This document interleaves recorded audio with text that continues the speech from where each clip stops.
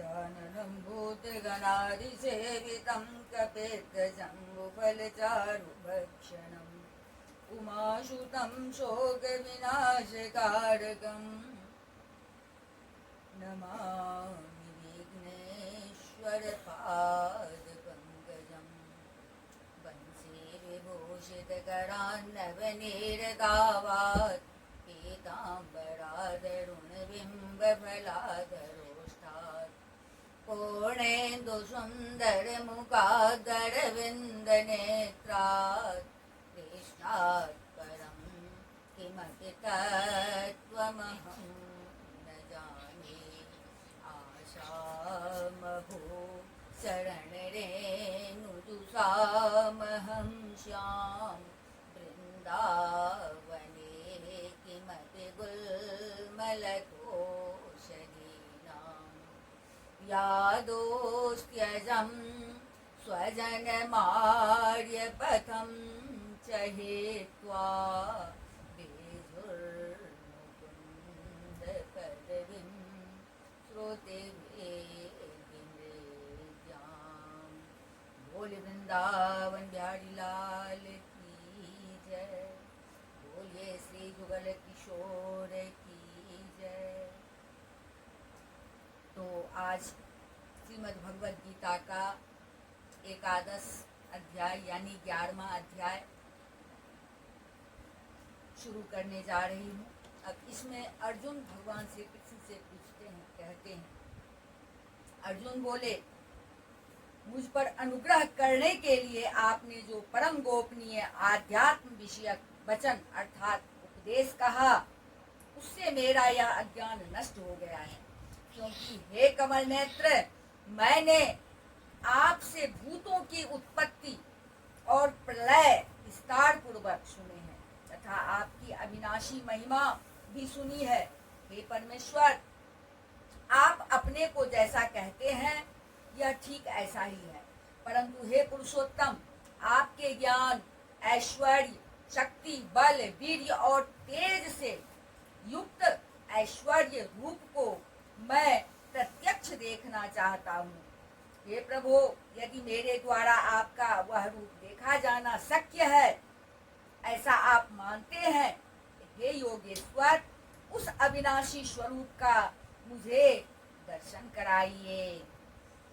अब भगवान कहते हैं, हे पार्थ, अब तू मेरे सैकड़ों हजारों नाना प्रकार के और नाना वर्ण तथा नाना आकृति वाले अलौकिक रूपों को देख।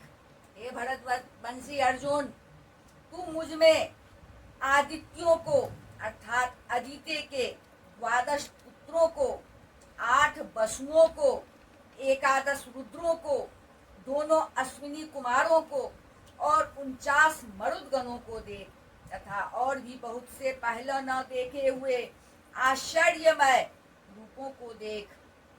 हे अर्जुन, अब इस मेरे शरीर में एक जगह स्थित चराचर सहित संपूर्ण जगत को देख तथा और भी जो कुछ देखना चाहता हो सो देख, परंतु मुझको तू इन अपने प्राकृत नेत्रों द्वारा देखने में निसंदेह समर्थ नहीं है। इसी से मैं तुझे दिव्य अर्थात अलौकिक चक्षु देता हूँ। इससे तू मेरी ईश्वरीय योग शक्ति को देख। संजय बोले, हे राजन, महायोगेश्वर और सब पापों के नाश करने वाले भगवान ने इस प्रकार कहकर उसके पश्चात अर्जुन को परम ऐश्वर्य युक्त दिव्य स्वरूप दिखलाया। अनेक मुख और नेत्रों से युक्त, अनेक अद्भुत दर्शनों वाले, बहुत से दिव्य भूषणों से युक्त और बहुत से दिव्य शस्त्रों को हाथों में उठाए हुए हैं। दिव्य माला और वस्त्रों को धारण किए हुए और दिव्य गंध का सारे शरीर में लेप किए हुए, सब प्रकार के आश्चर्यों से युक्त, सीमा रहित और सब और मुख किए हुए विराट स्वरूप परमदेव परमेश्वर को अर्जुन ने देखा। आकाश में 1000 सूर्यों के एक साथ उदय होने से उत्पन्न जो प्रकाश हो, वह भी उस विश्वरूप परमात्मा के प्रकाश के सदृश कदाचित ही हो। पांडुपुत्र अर्जुन ने उस समय अनेक प्रकार से विभक्त अर्थात पृथक पृथक संपूर्ण जगत को देवों के देव श्री कृष्ण भगवान के उस शरीर में एक जगह स्थित देखा। उसके अनंतर वे आश्चर्य से चकित और पुलकित शरीर अर्जुन प्रकाशमय विश्वरूप परमात्मा को श्रद्धा भक्ति सहित सिर से प्रणाम करके हाथ जोड़कर बोले। अर्जुन बोले, हे देव, मैं आपके शरीर में संपूर्ण देवों को तथा अनेक भूतों के समुदायों को, कमल के आसन पर विराजित ब्रह्मा को, महादेव को और संपूर्ण ऋषियों को तथा दिव्य सर्पों को देखता हूँ। हे संपूर्ण विश्व के स्वामी, आपको अनेक भुजा, पेट, मुख और नेत्रों से युक्त तथा सब ओर से अनंत रूपों वाला देखता हूँ। हे विश्वरूप, मैं आपके न अंत को देखता हूँ, न मध्य को और न आदि को ही देखता हूँ। आपको मैं मुकुट युक्त, गदा युक्त और चक्र युक्त तथा सब ओर से प्रकाशमान तेज के पुंज, प्रज्वलित अग्नि और सूर्य के सदृश ज्योति युक्त, कठिनता से देखे जाने योग्य सब और से अप्रेमय स्वरूप देखता हूँ, अप्रमेय स्वरूप को देखता हूँ। आप ही जानने योग्य परम अक्षर अर्थात पर ब्रह्म परमात्मा हैं। आप ही इस जगत के परम आश्रय हैं। आप ही अनादि धर्म के रक्षक हैं और आप ही अविनाशी सनातन पुरुष हैं। ऐसा मेरा मत है, ऐसा मेरा मानना है। आपको यदि अंत और मध्य से रहित, अनंत सामर्थ्य से युक्त, अनंत भुजा वाले, चंद्र सूर्य रूप नेत्रों वाले, प्रज्वलित अग्नि रूप मुख वाले और अपने तेज से इस जगत को संतप्त करते हुए देख रहा हूँ। हे महात्मन, यह स्वर्ग और पृथ्वी के बीच का संपूर्ण आकाश तथा सब दिशाएं एक आपसे ही परिपूर्ण है तथा आपके इस अलौकिक और भयंकर रूप को देखकर तीनों लोग अति व्यथा को प्राप्त हो रहे हैं। वे ही देवताओं के समूह आप में प्रवेश करते हैं और कुछ भयभीत होकर हाथ जोड़े आपके नाम और गुणों का उच्चारण करते हैं तथा महर्षि और सिद्धों के समुदाय कल्याण हो ऐसा कहकर उत्तम उत्तम स्तोत्रों द्वारा आपकी स्तुति करते हैं। जो 11 रुद्र और 12 आदित्य तथा 8 वसु, साध्यगण, विश्वेदेव, अश्विनी कुमार तथा मरुदगण और पितरों का समुदाय तथा गंधर्व, यक्ष, राक्षस और सिद्धों के समुदाय हैं। वे सभी विस्मित होकर आपको देखते हैं। हे महाबाहो, आपके बहुत मुख और नेत्रों वाले, बहुत हाथ, जंघा और पैरों वाले, बहुत उदरों वाले और बहुत सी दाढ़ों के कारण अत्यंत विकराल महान रूप को देखकर सब लोग व्याकुल हो रहे हैं तथा मैं भी व्याकुल हो रहा हूँ। क्योंकि हे विष्णु, आकाश को स्पर्श करने वाले वे दीप्यमान अनेक वर्णों से युक्त तथा फैलाए हुए मुख और प्रकाशमान विशाल नेत्रों से युक्त आपको देखकर भयभीत अंतःकरण वाला मैं धीरज और शांति नहीं पाता हूँ। दाढ़ों के कारण विकराल और प्रलय काल की अग्नि के समान प्रज्वलित आपके मुखों को देखकर मैं दिशाओं को नहीं जानता हूँ और सुख भी नहीं पाता हूँ। इसलिए हे देवेश, हे जगन निवास, आप प्रसन्न हो। वे सभी धृतराष्ट्र के पुत्र राजाओं के समुदाय सहित आप में प्रवेश कर रहे हैं और भीष्म पितामह, द्रोणाचार्य तथा कर्ण और हमारे पक्ष के भी प्रधान योद्धाओं के सहित सब के सब आपके दाढ़ों के कारण विकराल भयानक मुखों में बड़े वेग से दौड़ते हुए प्रवेश कर रहे हैं और कई एक चूर्ण हुए सिरों सहित आपके दांतों के बीच में लगे हुए दिख रहे हैं। जैसे नदियों के बहुत से जल के प्रवाह स्वाभाविक ही समुद्र के ही सम्मुख दौड़ते हैं अर्थात समुद्र में प्रवेश करते हैं, वैसे ही नरलोक के वीर भी आपके प्रज्वलित मुखों में प्रवेश कर रहे हैं। जैसे पतंग मोहबस नष्ट होने के लिए प्रज्वलित अग्नि में अति वेग से दौड़ते हुए प्रवेश करते हैं, वैसे ही ये सब लोग भी अपने नाश के लिए आपके मुखों में अति वेग से दौड़ते हुए प्रवेश कर रहे हैं। आप उन संपूर्ण लोगों को प्रज्वलित मुखों द्वारा ग्रास करते हुए सब ओर से बार बार चाट रहे हैं। हे विष्णु, आपका उग्र प्रकाश संपूर्ण जगत को तेज के द्वारा परिपूर्ण करके तपा रहा है। मुझे बतलाइए कि आप उग्र रूप वाले कौन हैं? हे देवों में श्रेष्ठ, आपको नमस्कार हो। आप प्रसन्न होइए। आदि पुरुष, आपको मैं विशेष रूप से जानना चाहता हूँ, क्योंकि मैं आपकी प्रवृत्ति को नहीं जानता।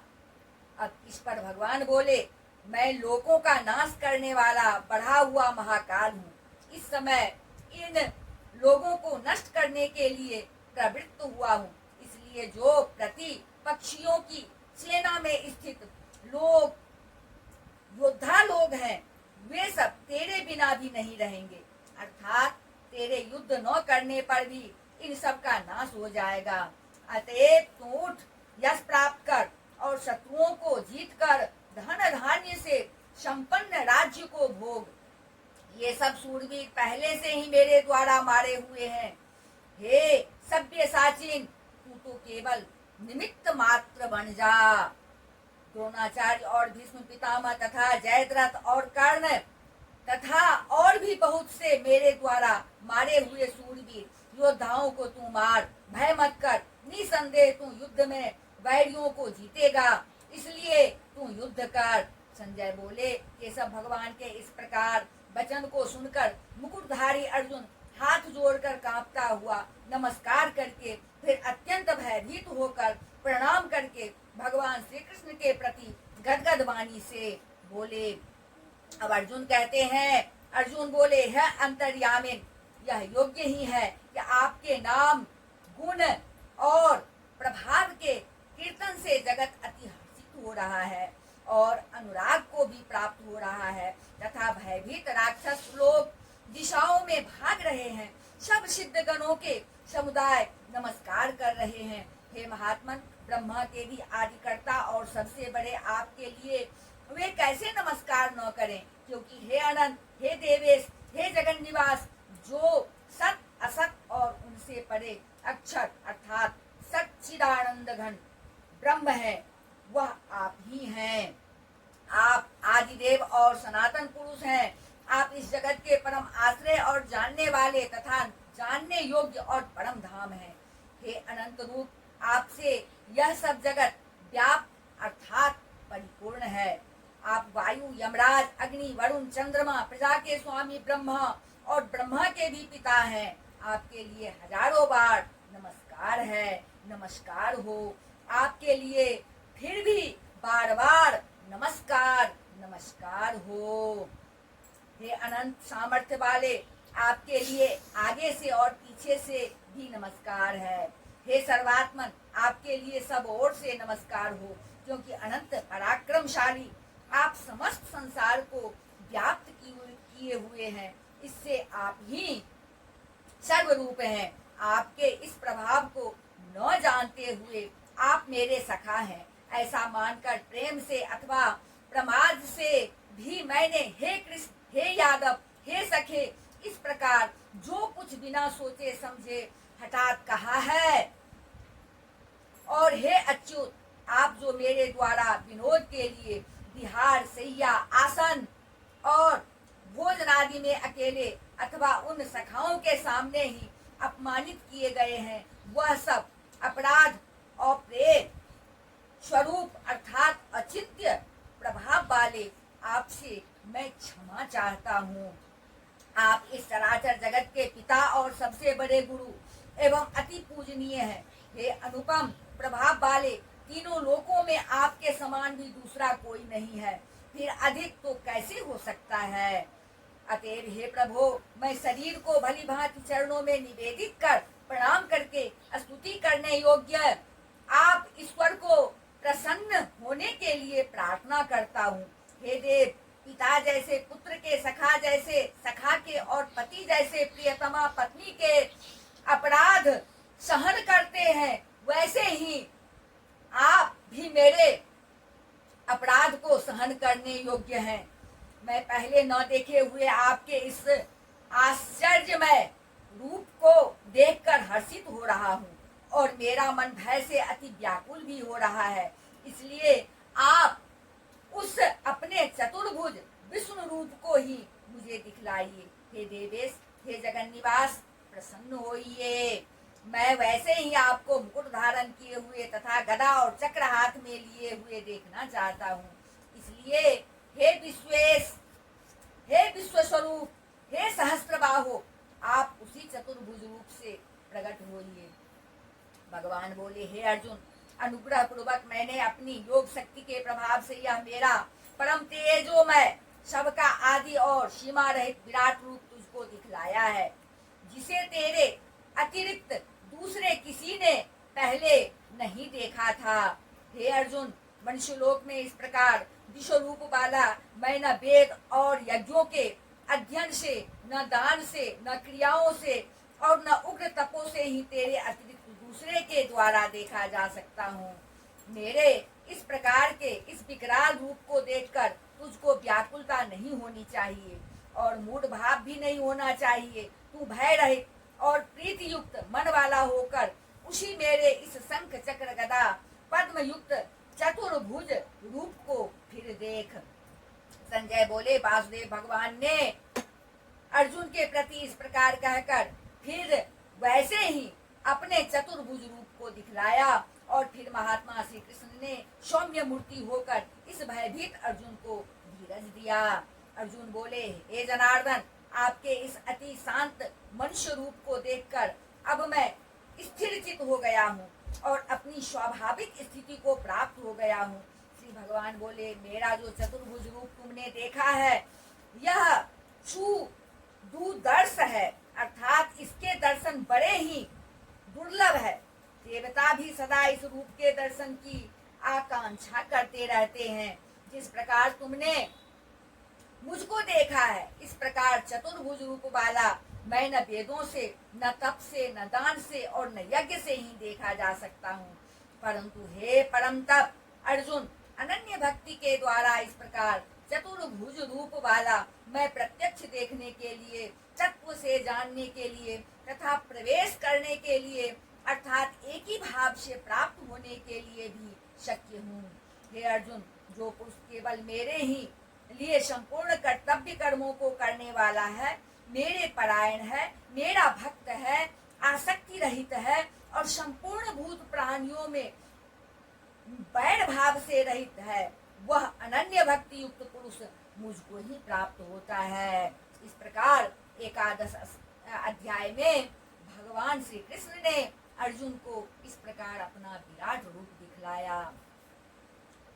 अब 12वें अध्याय में, 12 अध्याय में अर्जुन ने भगवान श्री कृष्ण से पूछा और कहा, अर्जुन बोले, जो अनन्य प्रेमी भक्तजन पूर्वोक्त प्रकार से निरंतर आपके भजन ध्यान में लगे रहकर आप सगुण रूप परमेश्वर को और दूसरे जो केवल अविनाशी सच्चिदानंद घन निराकार ब्रह्म को ही अतिश्रेष्ठ भाव से भजते हैं, उन दोनों प्रकार के उपासकों में अति उत्तम योग वेत्ता कौन है? श्री भगवान बोले, मुझ में मन को एकाग्र करके निरंतर मेरे भजन ध्यान में लगे हुए जो भक्तजन अतिशय श्रेष्ठ श्रद्धा से युक्त होकर मुझ सगुण रूप परमेश्वर को भजते हैं, वे मुझको योगियों में अति उत्तम योगी मान्य है।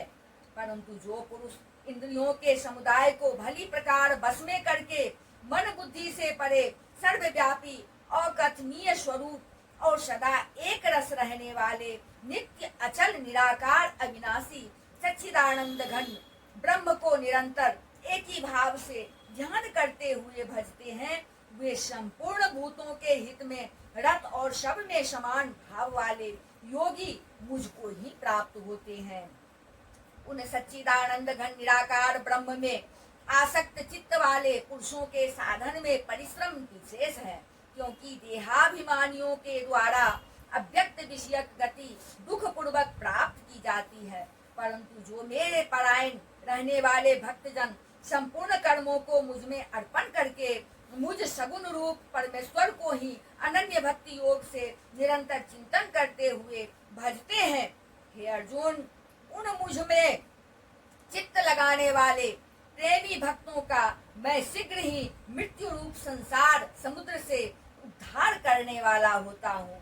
मुझ में मन को लगा और मुझ में ही बुद्धि को लगा, इसके उपरांत तू मुझ में ही निवास करेगा, इसमें कुछ भी संशय नहीं है, संदेह नहीं है। यदि तू मन को मुझ में अचल स्थापन करने के लिए समर्थ नहीं है तो हे अर्जुन, अभ्यास रूप योग के द्वारा मुझको प्राप्त होने के लिए इच्छा कर। यदि तू उपयुक्त अभ्यास में भी समर्थ है, इस अभ्यास रूप में भी समर्थ नहीं है, तो केवल मेरे लिए कर्म करने के ही परायण हो जा। इस प्रकार मेरे निमित्त कर्मों को करता हुआ भी मेरी प्राप्ति रूप सिद्धि को प्राप्त होगा। यदि मेरी प्राप्ति रूप योग के आश्रित होकर उपयुक्त साधन को करने में भी तू असमर्थ है, तो मन बुद्धि आदि पर विजय प्राप्त करने वाला होकर सब कर्मों के फल का त्याग कर मर्म को न जानकर किए हुए अभ्यास से ज्ञान श्रेष्ठ है। ज्ञान से मुझ परमेश्वर के स्वरूप का ध्यान श्रेष्ठ है और ध्यान से भी सब कर्मों के फल का त्याग श्रेष्ठ है, क्योंकि त्याग से तत्काल ही परम शांति होती है।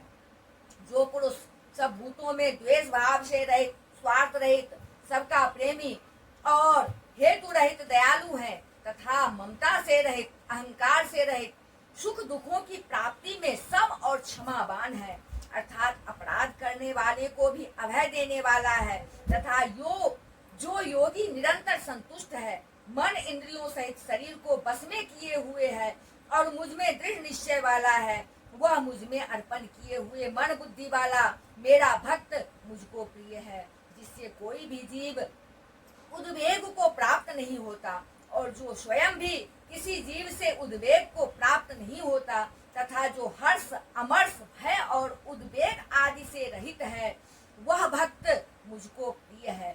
जो पुरुष आकांक्षा से रहित, बाहर भीतर से शुद्ध, चतुर, पक्षपात से रहित और दुखों से छूटा हुआ है, वह सब आरंभों का त्यागी मेरा भक्त मुझको प्रिय है। जो न कभी हर्षित होता है, न द्वेष करता है, न शोक करता है, न कामना करता है, तथा जो शुभ और अशुभ संपूर्ण कर्मों का त्यागी है, वह भक्ति युक्त पुरुष मुझको प्रिय है। जो शत्रु मित्र में और मान अपमान में सम है तथा सर्दी गर्मी और सुख दुख आदि द्वंद्वों में सम है और जो आसक्ति से रहित है, जो निंदा स्तुति को समान समझने वाला, मननशील और जिस किसी प्रकार से भी शरीर का निर्वाह होने में सदा ही संतुष्ट है और रहने के स्थान में ममता और आसक्ति से रहित है, वह स्थिर बुद्धि भक्तिमान पुरुष मुझको प्रिय है। परंतु जो श्रद्धायुक्त पुरुष मेरे परायण होकर इस ऊपर कहे हुए धर्ममय अमृत को निष्काम प्रेम भाव से सेवन करते हैं, वे भक्त मुझको अतिशय प्रिय हैं। इस प्रकार भगवान कृष्ण ने 12वें अध्याय में यानी 12 अध्याय 12वें अध्याय में अर्जुन को समझाया और बताया। इस प्रकार 12वां अध्याय विराम लेती है। बोल वृंदावन बिहारी लाल की जय, राजा रामचंद्र की जय, अम्बा जनक नंदनी की जय, भास्कर भगवान की जय, बजरंगबली की जय, उमापति महादेव की जय। बोलिए सब संतन की जय।